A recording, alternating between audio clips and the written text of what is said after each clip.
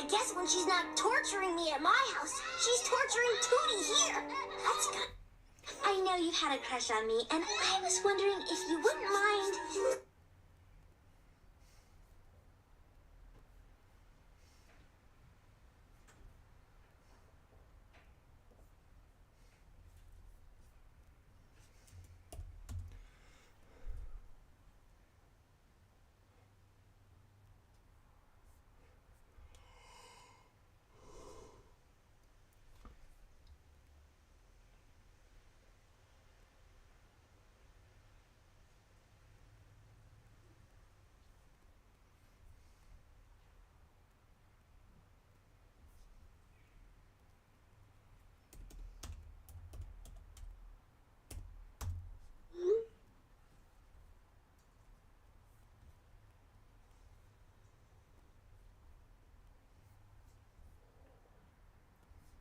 Oh yeah.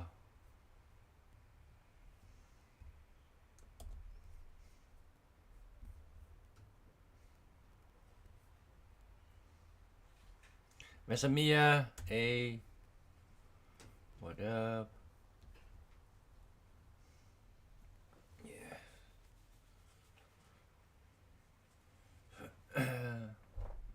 Venter lige på noget mad.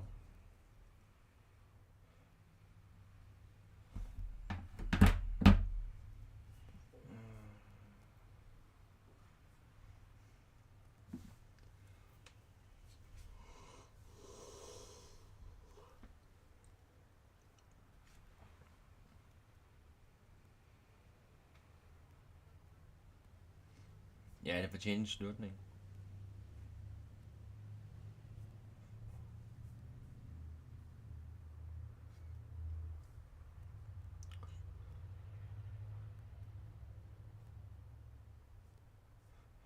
Ja, snart der har været en Holland. Der er ikke noget der.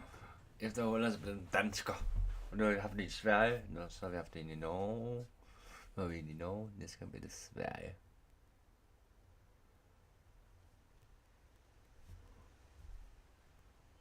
Winners, top AI scientists, and even the CEOs of leading AI companies signed a statement which said, mitigating the risk of extinction from AI should be a global priority alongside other societal scale risks such as pandemics and nuclear war. But how do we go from ChatGPT to AIs that could kill everyone on Earth? Why do so many scientists, CEOs and world leaders expect this? Let's draw a line of AI capabilities over time. Back here, in 2019, we have GPT-2, which could answer short factual questions, translate simple phrases, and do small calculations. Then in 2020...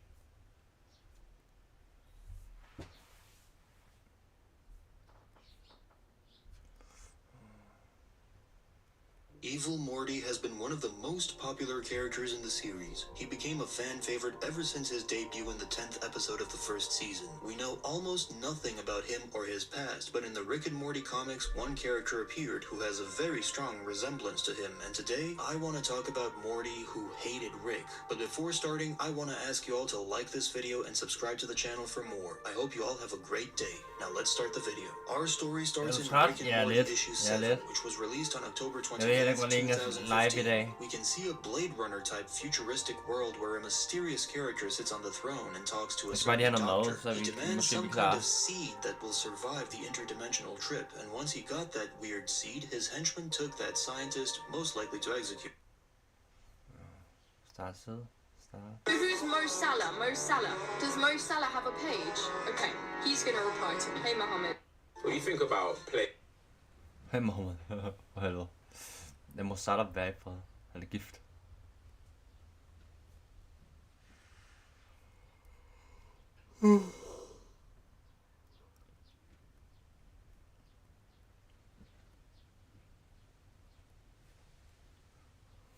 Was Emery talking? Well, reacts are a little scary because I saw that some people are getting sued for reactions, but Mr. Daly wouldn't sue me. We're homies. He likes my tweets sometimes. Or it's people that like maliciously react, like they react. Isn't it crazy how Amaru knows about this, but all the people against Ethan don't know about this? It's probably because she watched the video for 5 minutes. This obvious nuance is just totally lost. Watch me so that they don't get any views. Like, yeah, you can't do that. Yeah, you're courting disaster. It's crazy. Even she understands this. She probably watched half the video. Just for a bit of context, this is obviously about H3's lawsuit against people who went out of their way saying they were rebroadcasting his videos so he wouldn't get any views. Something that has now been covered by many lawtubers as well.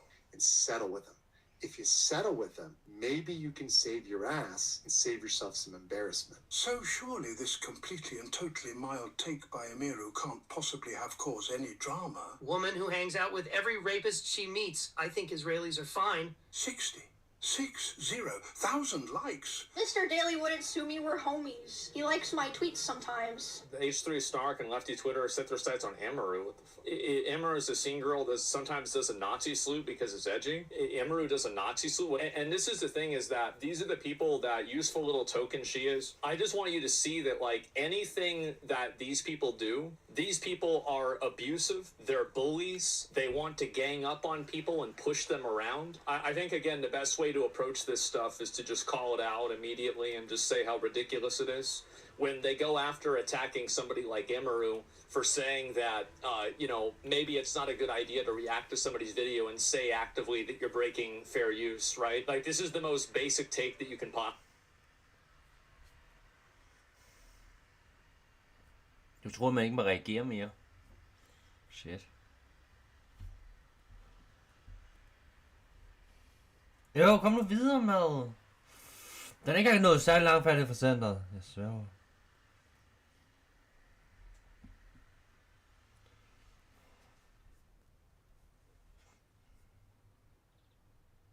Jeg skal så klippe mine negle. Fuck, man. De er lange.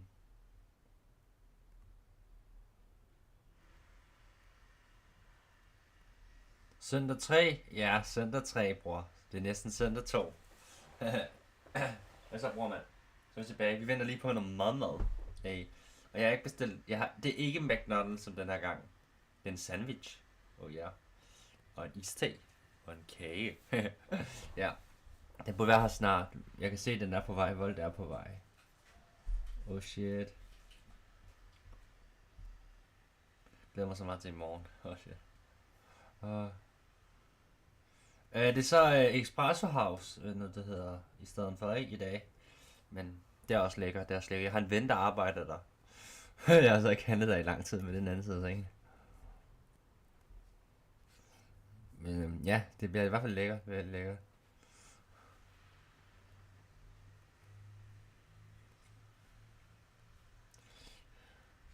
I hvert fald, den er her snart. Jo, den er på Sasha Smilvej.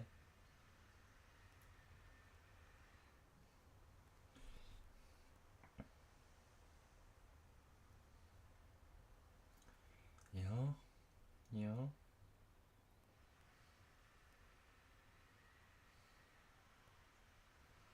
Så bare lidt. Lige forbi Vanessa. Og vi... Den er her snart. Den er her. Kom om lidt, fam.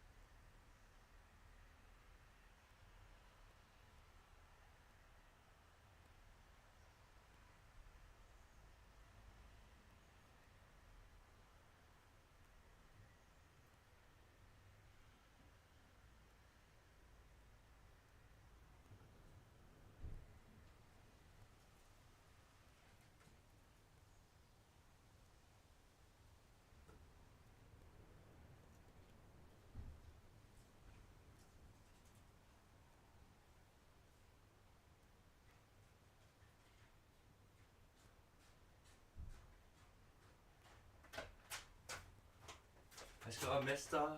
Hey. Jeg ved det ikke. Jeg tror bare, jeg har brug for noget andet end McDonald's.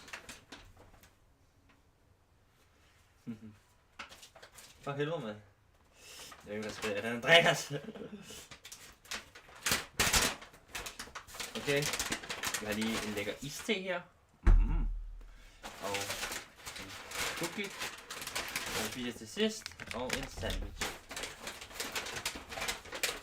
Og de er selvfølgelig varme, det er godt. Jeg har en lille iste. Det er lækkert, det er lækkert, det er lækkert. Jeg prøver at bestille noget andet i dag.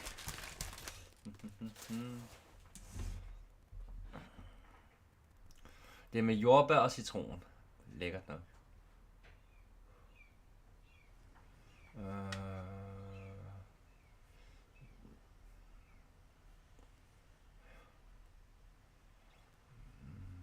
Jo tak bror, tak bror.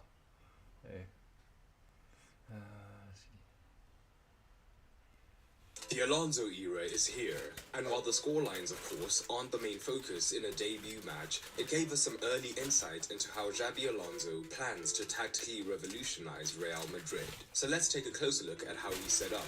After over a decade with managers who are less tactically focused, some early patterns of play were evident right from the off. For the most part, despite being a back four on paper, Alonso spent most of the match trying to build with a back three. Part of this may have been because Al Hilal defended in a 4-4-2 that was passive, but could spring into an aggressive press at a moment's notice. So the three ensured that they would always have a spare man to use as an outlet. And from the deeper zones, Alonso's influence is already beginning to peek through. Because what do you see here? Courtois is much more aggressive with his positioning than usual, as he would look to push up between the centre-backs to be the third man, meaning all of Madrid's midfielders could then stay higher up the pitch, where they could try and cause maximal damage. But if Al Hilal were pressing, or if Madrid had managed to progress out of their own third against the deeper block, things changed slightly, as of course Courtois couldn't be the third man without taking suicidal levels of risk. In these cases, it was the normally attacking left-back, Fran Garcia, who was expected to tuck in. And it will be interesting to monitor whether throughout the season, Alaba resumes his left-back duties, as he seems tailor-made to invert early and provide excellent ball progression abilities, especially with Hyson improving in his debut. But Trent's role was fascinating on the other side. Garcia deep allowed Vinicius to stay wide. But, of course, Rodrigo at times likes to hug the touchline as well, limiting the opportunities for Trent to overlap outside. This, of course, meant that Trent was inverting, and we saw two types of inversion from him. Primary method was inverting ahead of the midfield and becoming an attacking midfielder. And here is where we truly begin to see Alonso's fingerprints on the side. As with Bellingham high in the left-hand half space, Alonso opted for a 3-4-3 box system. This allowed Trent into these dangerous positions where he could theoretically get shots off or unleash his mesmeric crosses. All of this was done while still allowing Rodrigo to have isolations to use his individual skill against his man, while the sheer athleticism of Valverde acted as the ultimate cover. But here's the thing, with this setup, Rodrigo's isolations rarely occurred. And that's because even when Madrid started with the ball on the left to draw Al Hilal across, the Saudi club could still commit to double-teaming Rodrigo as soon as the ball came across. But why was that? Well, it came down to how Trent was operating in his debut. From these high-up...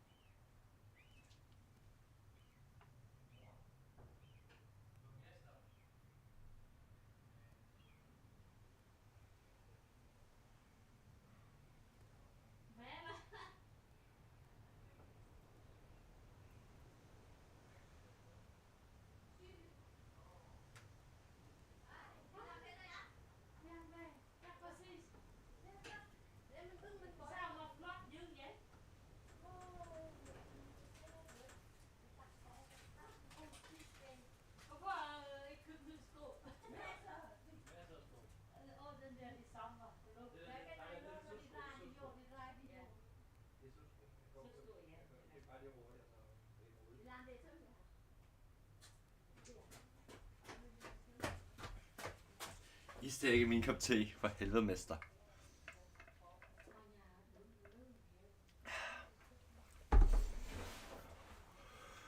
Positions, Trent was not showing much dynamism, whether to overlap outside of Rodrigo or to make underlapping runs to expose the spaces left by the double team through those aggressive half-space runs, which would have discouraged Al Hilal from committing 2 men to Rodrigo in the future.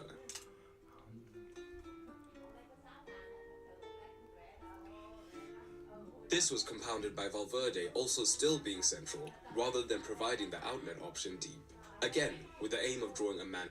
In Xabi Alonso's first press conference, he said he wanted to restore the pride of Real Madrid fans. And that is exactly what we saw in Real Madrid's last game against Salzburg. At Bayer Leverkusen, Xabi Alonso's most utilized tactical setup was a 3-4-2-1. When asked if he was going to play with a similar formation, Xabi responded by saying he didn't have enough defenders to play that tactical setup. But last night was the first time that we saw Xabi Alonso play with 3 in the back from the very first minute. Real Madrid played by far their best game that we've seen in months. There are so many talking points from this match. A significant improvement by Real Madrid in not only creating quality goal-scoring opportunities, but in terms of defending. Real Madrid did not concede a goal. They allowed Salzburg to create an XG of only 1.04, whilst almost having 60% of the possession. An absolutely dominant performance by Real Madrid. Let's break down the tactical setup by Xabi Alonso. By the way, if you guys are new here, I'd really appreciate it if you not only like this video, but subscribe to my channel. One of the biggest surprises from this match was how Xabi Alonso utilized Jude Bellingham. We're often used to seeing, over the last season, we've seen Carlo Ancelotti play with a 4-4-2 out of possession. Jude Bellingham then would be the left midfielder out of possession. But in this match, Jude Bellingham played in a midfield 3 as a right central midfielder. And in the build-up phase, he'd push higher up the pitch into a more attacking midfielder position. That meant that Arda Güler would drop into the deeper zones, playing as a single pivot to collect the ball and initiate the ball progression from the back. Over the last few months, Real Madrid fans have been wondering, can Arda Güler play this type of role at Real Madrid? Carlo Ancelotti was adamant when he was the manager for Real Madrid that he's an attacking right forward because he's so decisive in the attacking third. But given the need by the squad to have somebody drop into deeper positions, who can evade the press and really take on the responsibility of initiating the build-up from the back. Since the exit of Toni Kroos, it seems like Arda Güler was the natural successor in the team to play that position. And yesterday we got to see him play as a playmaker, as a player who had many touches on the ball, who was decisive in creating chances for Real Madrid. It is absolutely no surprise that Arda Güler put up such a spectacular performance. And by the way, this is a player who has not played the last 2 seasons. So imagine if Arda, for the next 2 months, plays on a more regular basis. He's only going to get better and better. But from what we've seen in this match from Arda Güler, you can see that he's a top quality player that just needs to get more minutes on the pitch. What was impressive by Arda Güler is not just his quality on the ball, but how decisive he was off the ball as well. Arda won 8 out of 11 duels, won 3 out of 4 tackles, 5 defensive actions, and completed 3 long balls. Nej, jeg synes, det er bedre. Det er det også rigtig meget. McDonald's ikke, men det jeg bliver sulten jo igen. Det er jo spil, det er jo spil.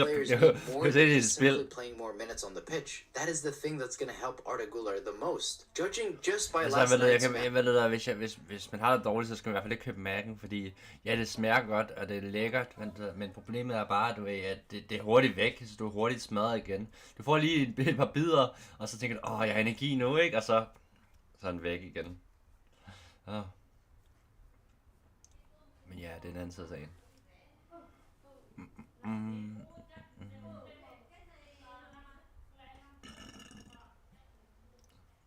Men jeg er glad for, at jeg ikke købte Burger King. Fuck Burger King.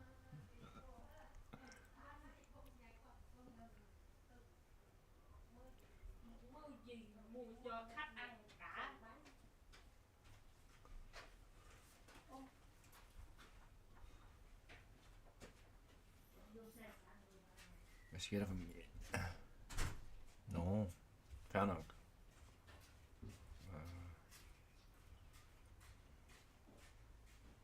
Ja, Men det er også lige hurtigt.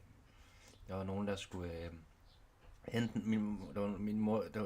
Hun skulle hente noget fra min mor. Det var mere det der. Jeg ved ikke lige, hvad det var. Der var 2 kasser.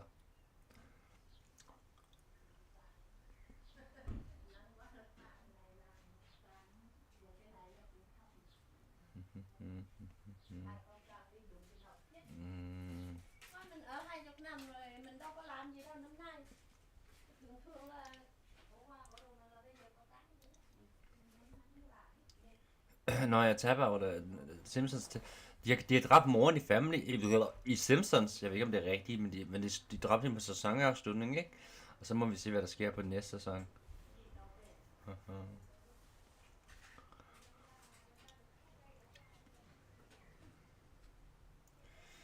Ja, Real Madrid's changing fast. The Defense Beast.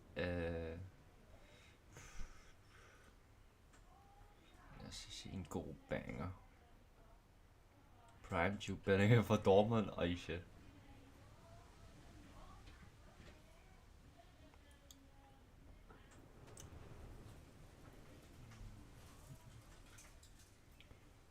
Hvornår kommer den nye Ternet Ninja? Det ved jeg faktisk ikke, bror. Det ved jeg faktisk ikke. Vi har bare set traileren, så jeg ved det faktisk ikke. Jeg kan faktisk ikke huske det. Jeg tror. Ternet Ninja 3.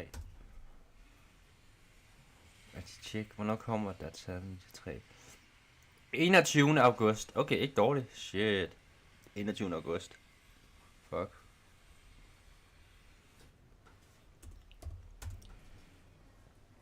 august varm. 21. august. Hey.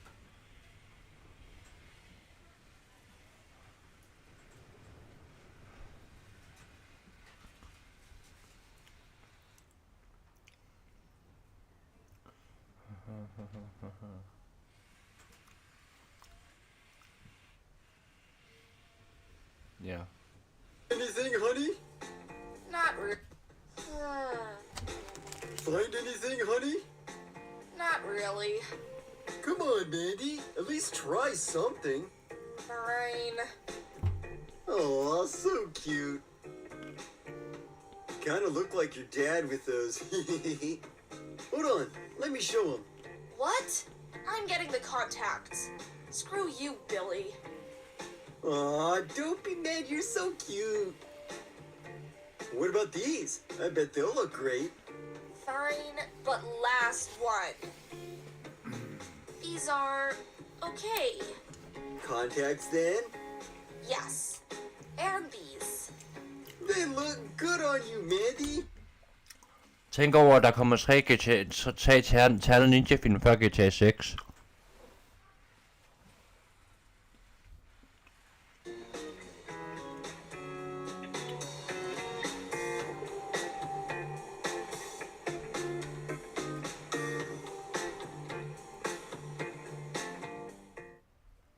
Og tænk, at Trump har været præsident 2 gange før GTA 6.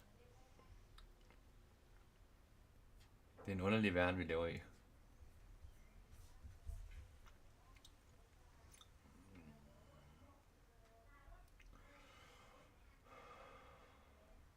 Better than Neymar? Who's better than Neymar?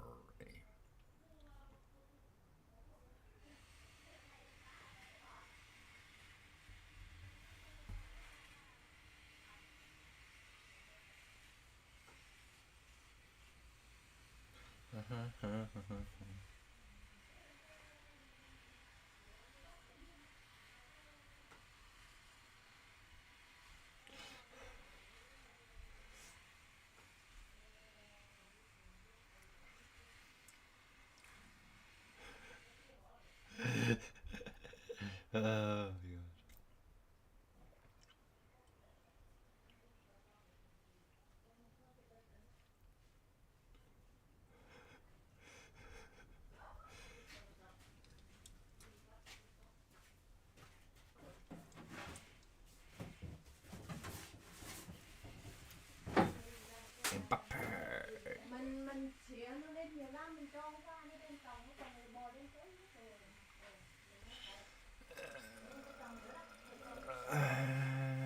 Hvad skal vi se? Bare noget at tænke over en gang. Altså, noget at tænke over, men ikke så meget det. Men det hedder... skal vi finde en god video? Finde en god video.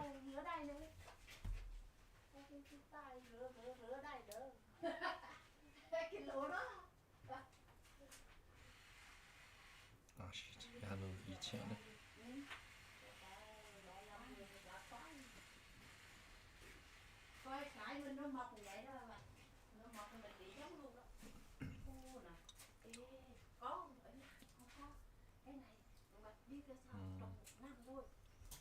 Dragonite.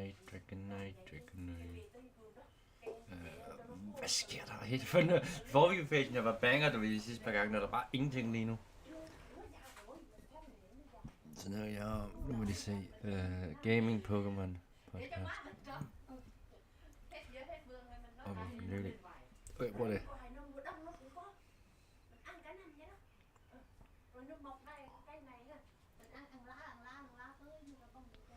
Det var tegnefilm.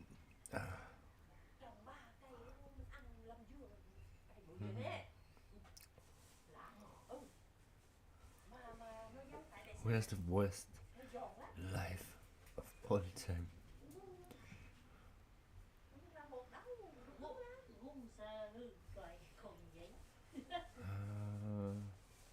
Ex-best friend. Vi har aldrig en ven. Let me tell you guys about Alvin. And for my personal friends watching this, you know exactly who I'm talking about. So Alvin was my best friend back in grade 6. I recently moved to a new school like 2 months into the year, and coincidentally, this other kid, Alvin, also moved in around the same time I did.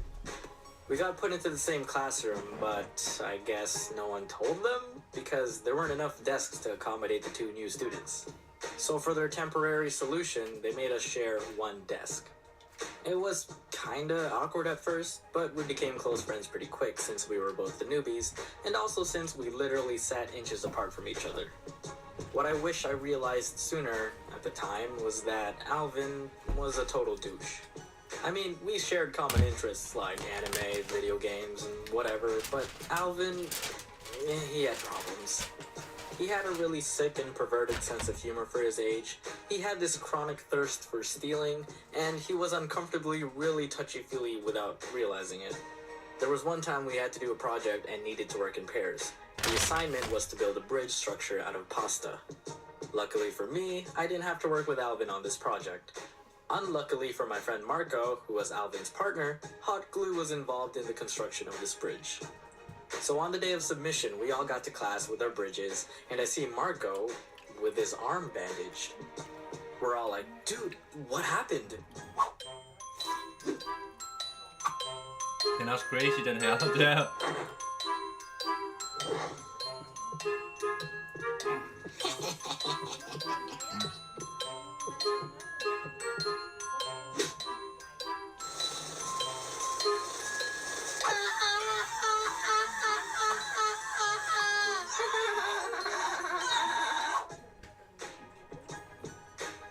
Worst part of it was that after it happened, all Alvin did was give Marco a band-aid, which was like 1/4 the size of the actual burn. And now Marco has a scar on his arm to remind him not to be around Alvin when hot glue is in the vicinity. Alvin was a straight-up thief. One time when Yu-Gi-Oh was like the biggest fad in my school, one of my friends reported to us that he lost his Blue Eyes White Dragon. And for a kid, that was like losing $1,000. A couple of days later, Alvin invited me to hang out at his house. And what do I spot on a shelf in his living room? The Bude. And I knew Alvin was not an avid Yu-Gi-Oh player, and if he was, this dragon would be safely tucked away in a deck and not casually chilling beside a potted plant. Oh hey, you have a Blue Eyes? Oh, I've had that for a while now, he said. Alvin. No, you didn't. During our friendship, Alvin discovered my knack for art and saw that I drew pretty often and kept all of my drawings in a folder in my desk. He had shown repeated interest in said drawings and often asked to see them. One day in grade 7, in which we were in the same class again, some of my drawings went missing. There were really only a few suspects, but Alvin was the main one. On a later day, we had PE, and afterwards, I noticed someone was missing in the change room. When the rest of us made our way back to the classroom, guess who was already there? And once I sat back down on my desk, guess what of more I was missing? I knew it was him. All of the clues pointed to him. I never found those drawings again, but every bone in my skeletal system believed it was him. I slowly stopped hanging around Alvin. He just seemed like a bad kid, let alone a bad friend. Yeah. There was one time he got into an argument with another kid and coughed on his pizza like a scumbag. The kid told on him, and Alvin cried like a baby. The following year in grade 8, Alvin and I, along with the majority of our friends, got separated because they built a new school nearby to accommodate the growing population in the area. Alvin stayed behind at St. Barbara because he lived across the boundary line, while my other friends and I moved to St. Veronica. We had 1 year of solace away from Alvin because the high school we were going to the following year, St. Marcellinus, brought together students from several elementary schools, 2 of which were St. Veronica and St. Barbara. Yep. Ej, man er lige nyt et år uden ham der, ikke? Og så kommer han tilbage. Oh my god. Han er en parasit, det minder mig om Kalle.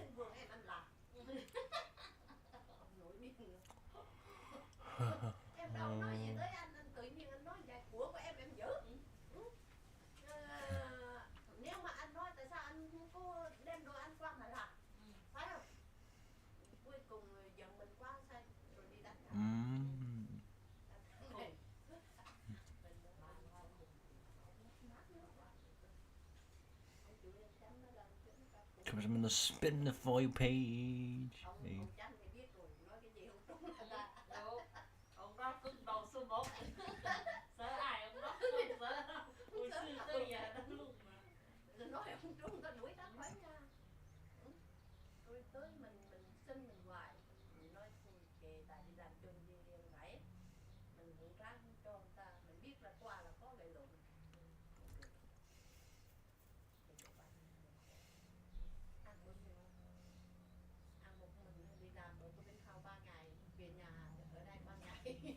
Jeg tvinger alle sammen til at se, vi skal se den her.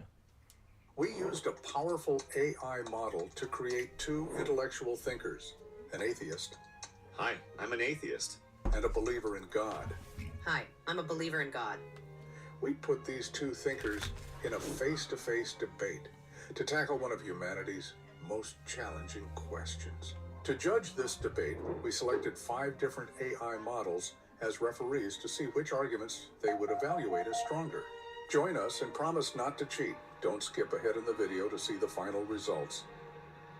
The debate begins now. Does the existence of suffering and evil in the world disprove the existence of God? Yes, the existence of suffering and pain in the world is one of the strongest arguments against God's existence. If there's a God who is both all-powerful and all-loving, why would he allow innocent children to die of hunger? Why would cancer exist? Why would earthquakes and tsunamis destroy innocent families? I know some people say these sufferings are to test our faith or to give us free will, but these justifications aren't logical. A loving father would never torture his child to see how much they love him. An all-powerful God could create a world with both free will and love, but without all this unnecessary pain and suffering. It's like if I had a lab full of mice and deliberately let them suffer and die, just to see which ones would... Jeg tror, at de stadig forstår, ikke? At den del med, vi har frivillige, ikke?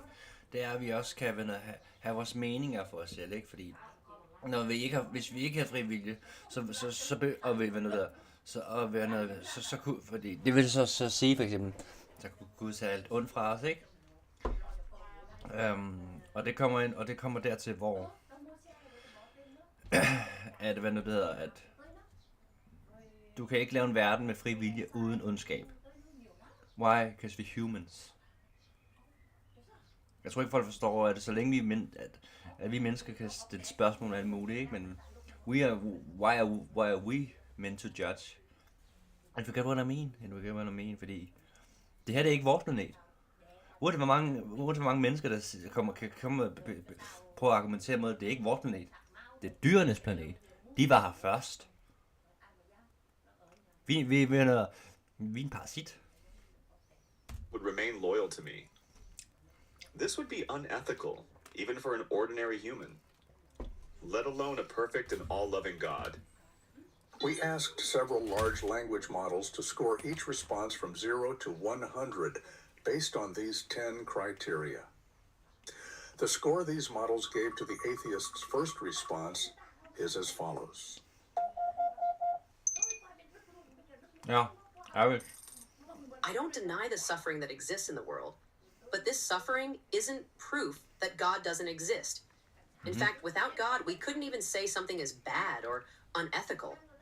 When you say innocent children's suffering is bad, you're using a moral standard that itself needs a transcendent source. Consider your mouse lab example. Why do you think harming mice is wrong? In a world without God, we're all just collections of atoms that randomly came together. In this view, suffering and pain have no real meaning. They're just chemical reactions in the brain.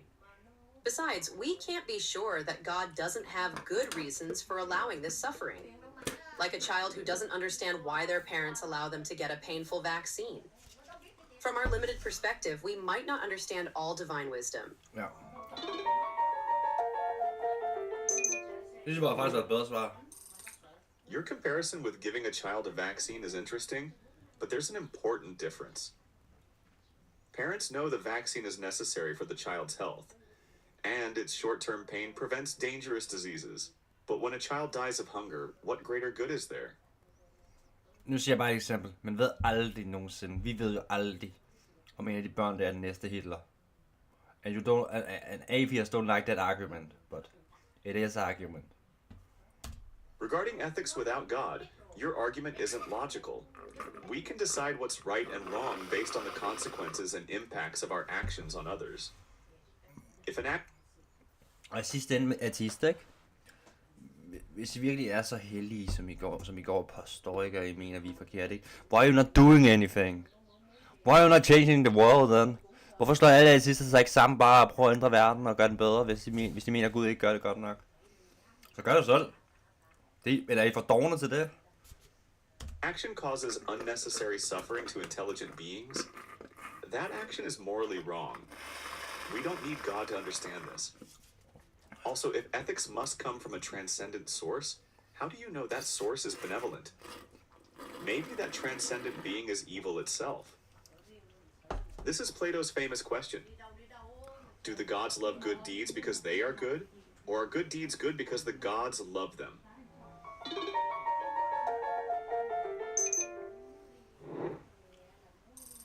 Let me address your final point about Plato's dilemma. I believe goodness and God are inseparable. It's like asking whether a circle is round because it's round or because that's the definition of a circle. God is the embodiment of absolute good, so he can't be evil. Regarding the example of starving children, it's true we can't see the greater good, but that doesn't mean it doesn't exist. You're drawing a general conclusion from our limited knowledge. It's like an ant saying... Ja, ateister. You know, meget lukkesindet, ikke? You know, der er en grænse, hvor de kan nå i deres intelligens, ikke? Og de kommer, og jeg tror ikke, de forstår, ikke, at de ikke kan sige hej, men de har nødvendighed til at sige, jeg ved ikke alting. Men det ved de ikke. Det ved de bare ikke.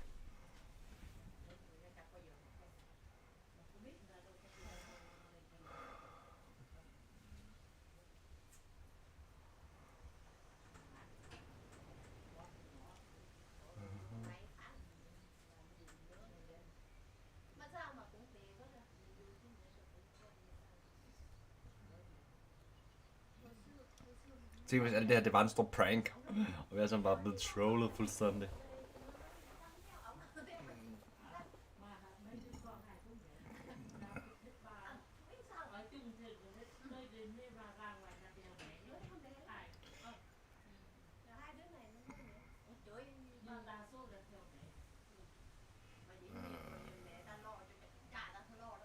Fuck Bolivar, den slange.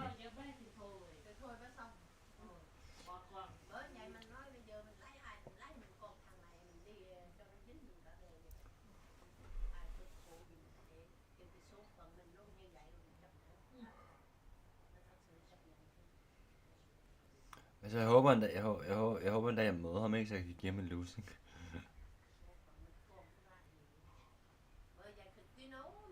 Oh, slap his face. Fuck Broliver.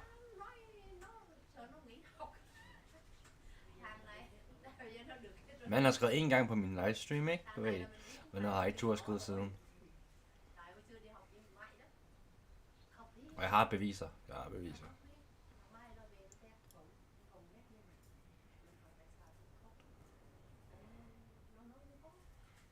Broliver er min søn. Søndergaard er min søn. Det kan godt være, at de har flere subs end mig, ikke? Men... Og det på gaden... I'm beating them both up, og de both know det. De both know.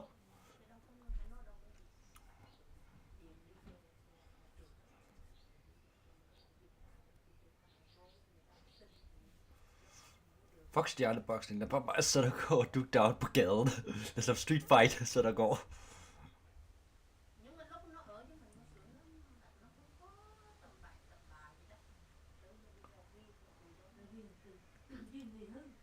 Du skriver til mig.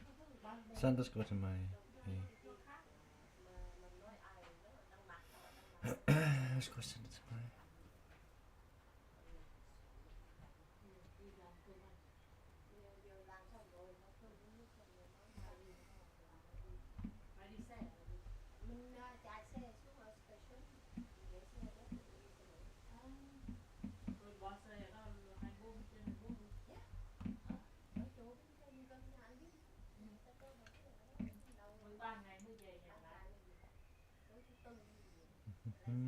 Nå.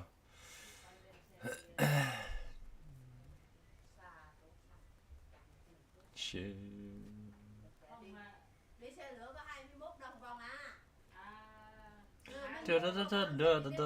Da.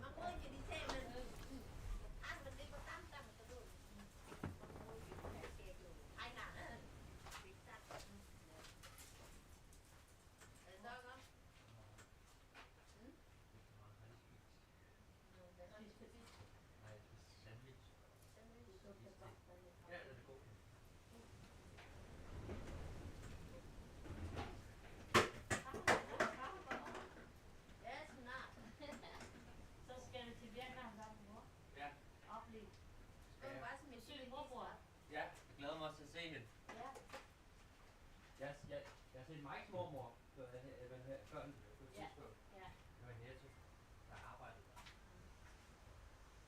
Jeg har set Mikes mor. Hun har fortalt det for. Ja. Nå, Mikes mormor sagde, hun har set mig. Ja. Okay.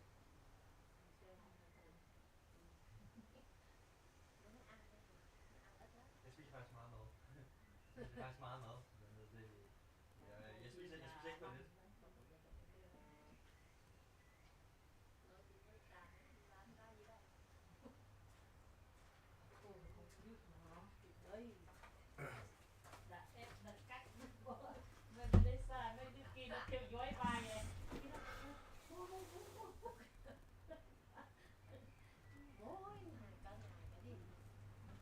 Chưa cái đầu óc nó trong nó không, đâu có làm gì được. Cắt ráp rồi lum là spill rồi đầu óc ra. Ta đây điện. Tại lúc mình làm nó không biết ông đó ông cắt cái sợi dây điện mất tiêu. Cái đó mình nhưng mình có cái cũng có đèn buổi đêm thôi chúng ta để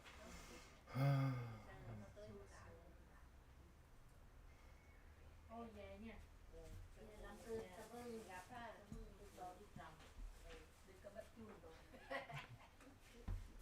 Hej Phúc. Hej.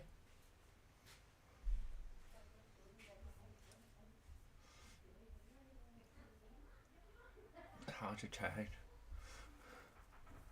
Er vi friske på søndag 3? Er vi friske på søndag 3? Den kommer også.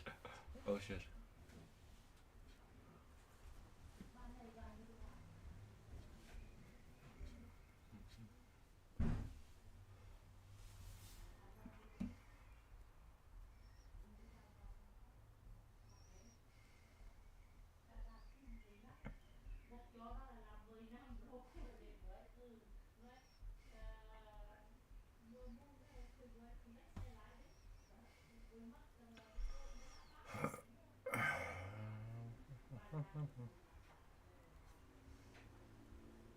Skal I lige høre...